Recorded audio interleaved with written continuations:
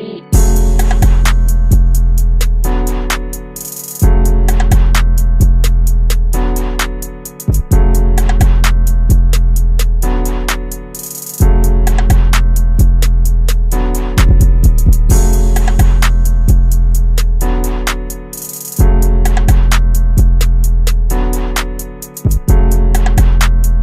guys, it's another beautiful week I must say, and there's fire on the mountain, and I can see a little bit of petrol oozing inside the fire and all that.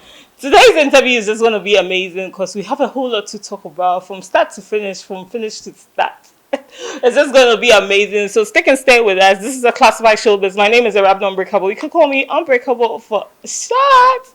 And when it comes to the classified showbiz, we bring you nothing but the best of all-rounded entertainment. Stick and stay with us. Guess who our guest is? Are you guessing right? I'm not sure you're guessing it right. So stick and stay with us. Don't go nowhere. We'll be right back. I thought it was a fun of short hair with, hairlines and all that, but this is a tease hairline. I don't know. It's as hard as his bars, and I must say, the first time I met him was on the VGMA red carpet, and his outfit alone was just speaking for him. And today, Charlie, the swag and the slang, hey, don't try. Lyrical Joe, Yeah, how are you? fine, you. Very okay. Let's talk about the hairline first, because that's the main attraction over here. What brought about the hairline? We just decided that we'll start making headlines, and that was just it. There's no other place when you want something to stick with you. People tattoo whatever they want to stick with them, and this is what I want to stick with me. So, making headlines is what I do. Okay, so I must say it's something that's going to be a part of you for a long time, or when it gets to some point, you're just going to change your style. Time tells. So, but for some time, this is what it's going to be. Okay, so I've listened to your music and your bars, and I must say, you're good. Thank you. Am I the first person to tell you this? No, not at all. But is the girls in catch one? But then the compliment is never enough. So I will say about brave. You're more of it. Okay, so when we say Lyrical Joe, Joe is the normal name that we know, but adding lyrical to it means a lot. What does that name stand for? Yeah, adding lyrical to it because I'm a lyricist. I call it. I call it as I seen it. You understand? I'm a lyricist, and this is what I do. This is the thing that when people listen to my music, they get very excited about. So that's just it. That's why I added it to my name. It used to be LJ, and the name was the meaning of LJ was Lil Joe. But then as I was going, I realized, okay, I was listening to my music, watching the reaction of people, what they really like about me, and it was always the lyricism and everything. So then I had to, add the lyrical to my name. But how has the journey been like? Because I know you've been there for a while, but all of a sudden you're winning awards. Dropping tunes upon tunes. Some beef here and there. We'll be talking about the beef very soon. How has the journey been like? The journey has been great so far. Anything that you start and don't struggle with, or it starts smooth, is it that the foundation was already laid for you, or it's not going to succeed. So I'm saying through all the struggles and everything, at the end of the day, we realize that it's worth it and it's going great. Okay. So looking at your journey and everything, you say it has been smooth for you. You've not been to some people will go for interviews like God knows 50 times before they get the recognition and everything. Yours hasn't been that way. Nah, man. I let the work speak for me. The lyricism, what I do, speak for me much more. Yeah. Okay, so looking at the music scene, getting into it, that's why the smoothness that you spoke about and all that. But there'll be some hitches somewhere. What was those hitches? The hitches, it was just time, The hitches was much more with myself, understanding that what I do takes time for people to get accustomed to. So I needed the patience and just, hard work and dedication. That would just be the thing. And I see it, I call it learning process actually, because as humans, we never stop learning. I guess so. So looking at the genre of music that I know about it, but explain further. I do. I'm an all-round musician, yes, in the first place. But then my strength base is like hip hop, like rap music, and that's what I do. And I chose that, and I'm stuck with that. Though I do any other thing because I believe and trust that the industry is big and we have different type of artists. Somebody is a singer, and even with the singers, somebody does blues, somebody does afro, somebody does, all different types. So we all would not end up doing the same thing. It's up to you to look at see where your strength is, and then you move towards there. So this rap thing is where I know that my strength is. So I just keep with that, and I keep going. Okay. So yeah, and the music industry, we have more of the hardcore rappers. The commercial rappers are not that much. So how would you balance that? So if you, the thing is that it shouldn't be there shouldn't be a thing like, I don't feel like there should be a thing like just a hardcore rapper. You need to be an all-round rapper actually to be able to fuse into everything. You understand? So that as time goes and time keep changing, you can also change and adjust to things and move through time. Yeah. So looking at the stage and being in the studio, which one is your favorite? And can you differentiate everything that happens? Yeah. All has their feeling. I mean, all has their feeling because people, artists normally love being in the studio, but then you're not doing the song to keep it in the studio. You need to go out there and experience it. For upcoming and underground artists, it's normally not too much of a good experience when they have to go onto the stage because it's like people don't know what you're about to do. They don't know you, and even some people they are very good, but people don't receive them like they should, and everything. Two things happen. We have different people. People that are confident in themselves, it's either you take that energy and bounce back harder, or it kills people's energy too. So but I would say, if you asked let's say a top-notch artist, they will say on the stages, but if you asked an underground artist, I'm sure they will tell you in the studio. But me, I think both works for me. But Liz, do you have one that you really, really like? Like, no matter how you rehearse or something, when they put you there, you're good to go. I mean, I like entertaining the people. So being on stage is okay. Okay, so I've heard that several times. Let's talk about matters on the ground. Have you heard from Amerado? Oh, nah. What's your relationship like? Cool. Are you sure it's cool? Because there's fire on the mountain, no? And I don't know. I said, Which of the mountains? Which one? Oh, you're not feeling it. Which of the mountains? Afajato or... Which one is closer? Ibri Mountains. Yeah, I mean it's all. I mean it's all cool. Do you feel everything that is going on is it needed? For the rap culture, it's cool. Are you guys doing it for the hype of it, or there's really a beef going on? I don't mean one thing I know is I can't speak for the other man, but me, I don't do things for hype. When I get down, then I really get down. I mean, but I'm doing it. What do you think of Amerado's rap skills? It is what it is. Hey, what kind? It is what it is. That's a good bread and be sad. His skills are what they are. How would you rate it from 1 to 10? Oh, come on. Are you laughing at him? I mean, I'm not the I'm not the one to, decide what people's skills are, because rappers and artists come down with their fans, and everyone is a god to their fans. So, I mean, that's why I said it is what it is. How he is a god to his fans, but not a god to you. Oh, you're trying to corner me here. Like I'm saying, people see things how they want it to be. So that's why I'm like, it is what it is. But one thing I know best is my lane. You don't come there. So would you say he's trying to cross your path? Oh no! I mean, he can't. Hey, what I know the fear face. Oh, come on, Debbie cry. Okay, so the VGMAs happened. The 3 music awards happened. Which one did you win? I won at the VGMA.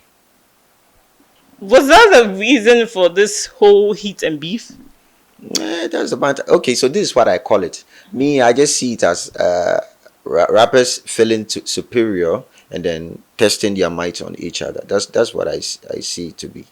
Okay. So you feel Amerado is being superior over here by thinking you weren't supposed to win the VGMA award? I mean, honestly, right? To me, award aside, anything award, fans, views, everything aside, I don't do. I'm not if I'm going at somebody, I'm not going at it at the person because of any of that. I'm going at you as a rapper. So I don't. I'm not even focused on the awards, fans, anyone. If when I'm beefing you, so I don't know what he's doing it for, but I'm doing it because I know that I am a rapper and I am a better rapper than anyone that wants to come at me. So that's what I do. He's coming at you right now. Despite that, he has not mentioned your name directly, but we know beefs have been happening several times, so we know who is talking to who. Of course, that's the difference between us. So would you say you're a better rapper than him? That's the difference between us. Me, I tell you that I'm talking to you. I mention you and let you know that I'm talking to you. Because So you will say Amerado is being indirect and you are being direct. straight direct, there's nothing to be indirect about. Hey, Lyrical Joe. Now, but tell my yesu. Have you heard this new tune? Which one? He just dropped one which had Kofi Mole's name being mentioned. The hairline in your head being said. Yeah, yeah. Have you heard it? Yes, yes, yes. You like it? Oh, yes, I like it. The things that he said about you in it, did you like it? He said something about me. Yeah, I like it because it, it only means that he's really studying me and looking at me a lot. So um, I like it. The thing is that none of these this is not a rapper that can tension me. Never. So In one of his lyrics, he called you bitter. Are you bitter? oh no. What am I to be bitter about? He felt after winning the VGMA award, he congratulated you, and you're still bitter about the fact that he won other awards and everything that has been going on. Oh nah. I mean when he won the award, he congratulated me. Yeah, I also did congratulated him when I congratulated him when he won the award. He also congratulated me when I won mine. The only difference is he went on social media to do it. I did it personal because that's who I am. When I know you, I know you. I holler at you and whatever I want to do. I'm not the public. But at the end of the day, if you say you're not the public type, doing everything you're for- doing the music for the public. Yeah. So whoever that you interact with has to be in the public. Okay. So then I'm doing the music for the public. So whatever girl I sleep with, I need to bring it to the public. That's not the point. We're talking about music over here. So that's the point. We're talking about music and your career over here. When I give money to somebody, I should bring it to the public. That's not part. We're talking about your career and that of your music. I do have musical friends, some of the colleagues that are way ahead of me, and when they want to talk to me about something or they want to say something, even sometimes maybe when it's my happy birthday to me, when they want to do something, they come to my because that is how they want to communicate. When I won my award, Sarkodie congratulated me via my DM. Sometimes when he's okay, he wishes me happy birthday on Twitter. So as for that one, you don't depict where or how somebody to do a thing should do a thing. It was me saying congratulations to him in his DM, and he accepted it. He also said same to me, and I accepted it. Now the thing is that I don't know what's being bitter about that, but we were all nominated on an award scheme, right? And I did not win, and I did a song towards the people, the awards people, and telling them, look, I feel like I deserved it because of this, because you guys said these were your criteria you were looking at. That was just the thing. These were the criteria you were looking at. And I even mentioned him in a song, not to diss him or anything. And that was even after congratulating. But I was saying that, oh, I feel like I deserve this. That's all. Nothing else. I did not diss him or anything.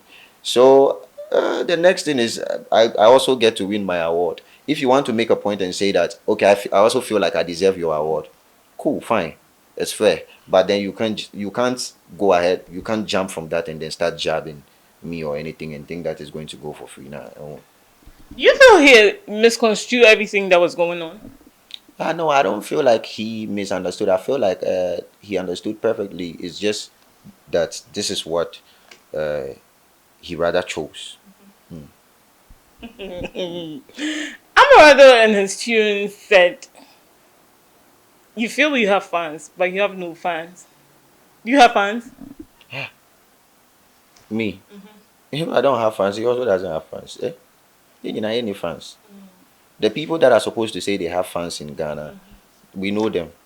You understand? At this point we are all building. If you say I don't have numbers, even me that I am the most reacted to artist on YouTube in from Ghana at this moment. I will not go online to say I have fans because I don't see that as an achievement yet. You understand? So if he says he has numbers, I don't know what numbers it is, but for all I know, me and him, we don't have numbers. I see. Do you feel Amerado is pained about, you coming into the limelight, you win the award, and everything that is going on with you? If I feel like that, but then if that's the issue too, I just don't know for what reason. I don't know for what reason why he's paying, but I just feel like that's the thing.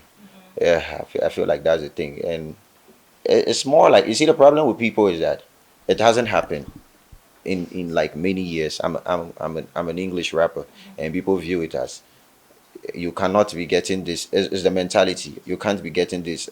Me, I rap in this local dialect, and people understand me and will love me better than you. So, yeah, meaning say whatever it is, I need to be superior over you.